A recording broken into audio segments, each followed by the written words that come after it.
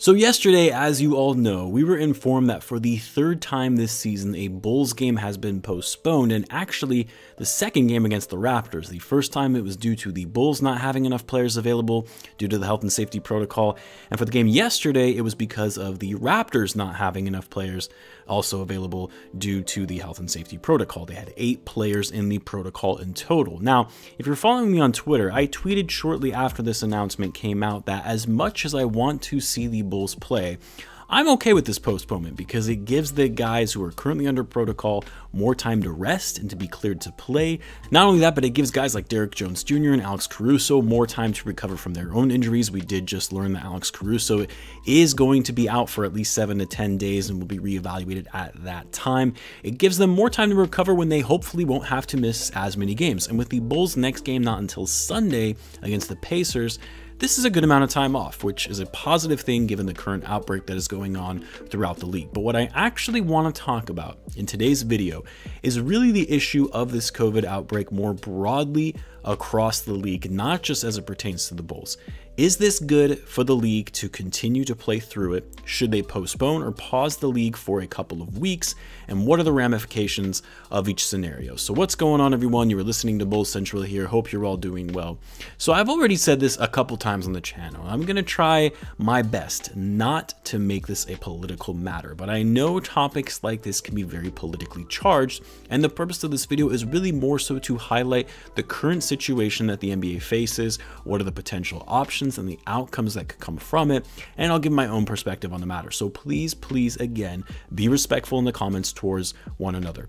So as you all know, last season, the NBA had put strict guidelines in place around their health and safety protocol that limited the players and their ability to do certain non-basketball activities during the season to limit their exposure. They had mask requirements and daily testing. And throughout the season, you had players go in and out of the protocol at various times. You could say there were certain spikes in cases that came around throughout the league that caused games to be postponed, as the league implemented rules that if a team fell below 8 active players on the roster, that their games would need to be postponed as a result. Now, towards the end of the season, caseload started to decrease with the introduction of vaccines. Fans were able to start attending games in limited capacities again, and it looked like slowly but surely things were getting back to normal. Now, fast forward to this season, the health and safety protocols remained in effect, but a bit more lax. Players were free to do their own non-basketball related activities with their family and friends as they previously would have been able to do pre-pandemic, but obviously testing was still taking place. Players were required to wear masks indoors, so to start off the season, everything went well. You were rarely getting positive tests, but then as the second week rolled around, you had a few caseloads here and there, and those numbers started to tick up a bit as we started heading into November, one of which was our very own Nikola Vucevic, who had to miss a handful of games himself due to the protocol. Then going into the end of November and early December, that's when you started to see the outbreak occur among the Bulls locker room, where you had 10 players in total fall into the health and safety protocol. And although the games likely should have been postponed earlier to limit the spread to other players and other teams, the games continued until finally the league announced that they would postpone 2 of the Bulls games, as the Bulls were simply just running out of bodies, and even the guys that they were calling up from the G League were falling into the protocol. And this is where you saw cases really start to spike after these initial postponements throughout the league. Like, it got to the point where I was getting notifications from Woj and Shams every hour that a new player in the league had entered the health and safety protocol. And even as I'm recording this, believe it or not, I've gotten 2 notifications of additional players entering the protocol. Like, as of the time of this recording, you've had over 150 players enter the health and safety protocol so far this season, which is over 30% of the entire league. 30% of the NBA's population have entered the protocol, which, by the way, that is the highest count it has ever been at any time, even more so than last season at the height of the pandemic. And it's much higher than the general population's 10-day moving average across the country currently. Now, what is crazy is that despite all of these cases, you've only seen 9 games get postponed so far this season, at least, again, at the time of this recording anyway. And part of that is, unlike last season, the league has started handing out hardship exceptions to where teams can sign players to 10-day contracts to help fill out their roster so they can remain above that 8-player minimum requirement.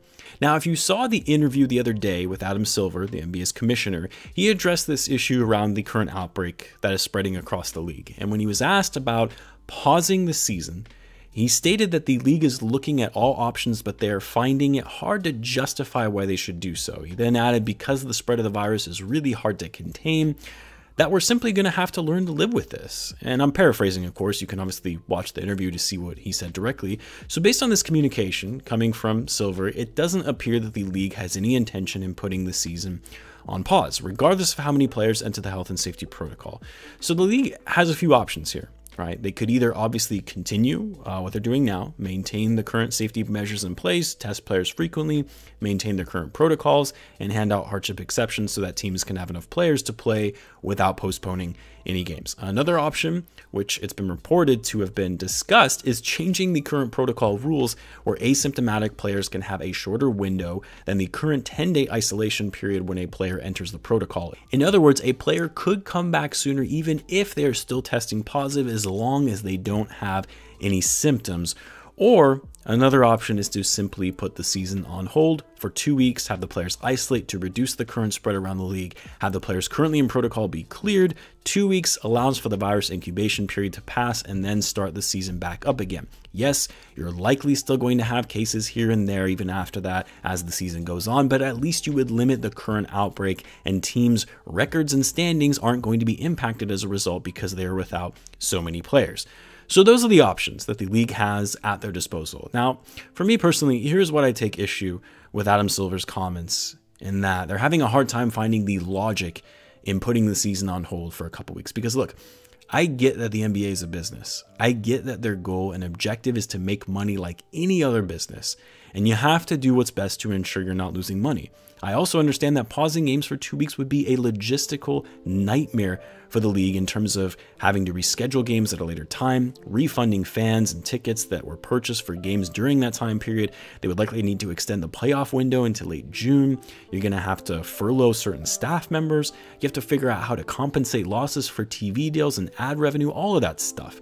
Like, as someone who works for a large company as my day job, I get that something like this is going to be a nightmare to try and coordinate and pivot from last minute. But at the same time, everyone around the world, including the NBA, last March had to stop, adjust, and change things on the fly without any prior warning. So it can be done. It's a hassle, but it can be done.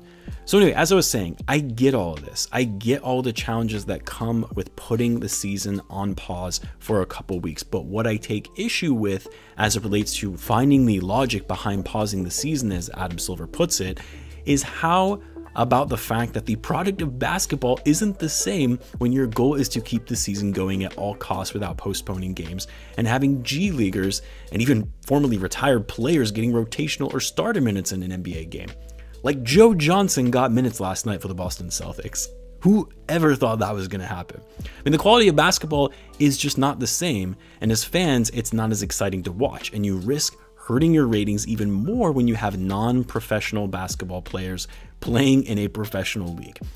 And your NBA stars that everyone comes to see and play, whether live or on TV, aren't in the lineup.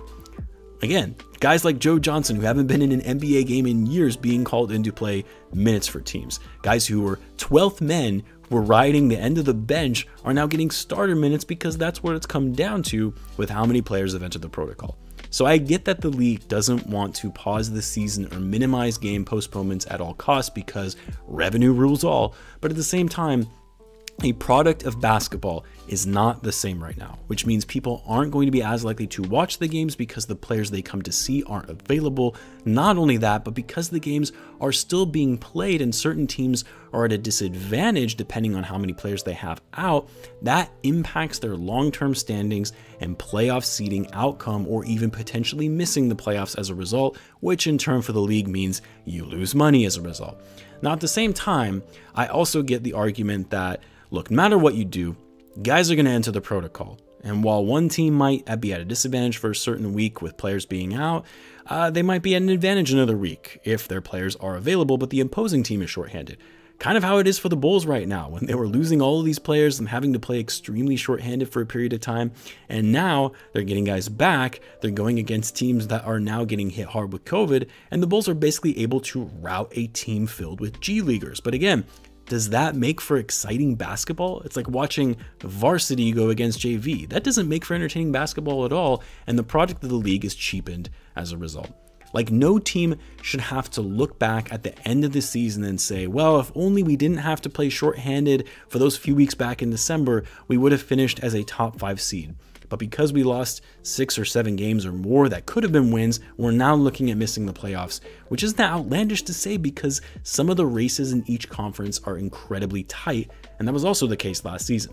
Now, as for the last option of simply revising the current protocol isolation timeline for players who test positive but are asymptomatic to have them come back sooner even if they continue to test positive, that doesn't really help the situation because yes, you'd have players missing less time, which means rosters wouldn't be as short-handed, but if you have players who are positive out there playing on the floor, then you increase the chances of it spreading even further, causing an even greater outbreak across the league, which in turn means more hardship exceptions, which lowers the overall quality of basketball around the league. I just don't think that that's a viable option at all.